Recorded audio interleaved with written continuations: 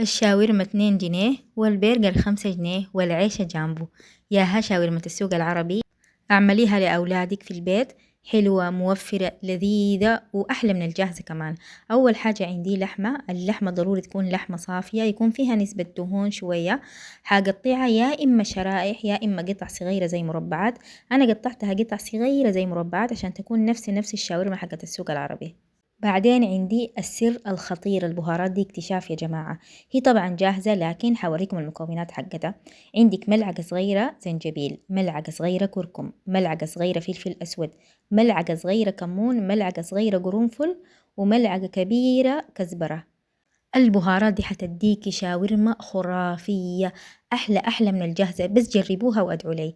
بعدين حتضيفي ملعقة كبيرة ملح وملعقتين زيت وملعقة كبيرة صلصة. حنلخبط الخليط ده كويس، نقلبه كويس وحنخليه أقل شي ساعة. عندنا طوة على النار، حننزل بملعقتين سمنة أو زبدة، طبعا السمنة أحلى. حنخليها تسخن شديد وبعدين حننزل الشاورما.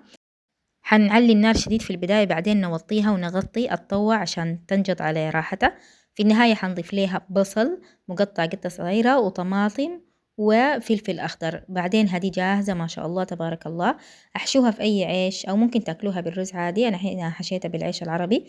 رهيبة شديد يا جماعة، رهيبة. والبهارات دي احفظوها عندكم، ده سر رهيب، حينقول لك الشاورما لحتة تانية. طبعا معروف الشاورما تتقدم مع الطحينة، لكن ما كانت عندي طحينة في البيت فقدمتها بس بالصوص حق الدكوة، شطة ودكوة وشوية خل وملح. قدمتها ورهيبة شديد ما شاء الله تبارك الله، أحلى من الجاهزة. البنات اللي بيشتغلوا مشاريع في البيت ممكن بخلطة البهارات دي تعملوا مشروع خطير شديد، أضمن لكم تاكلوا أحلى شاورما ضقتوها في حياتكم.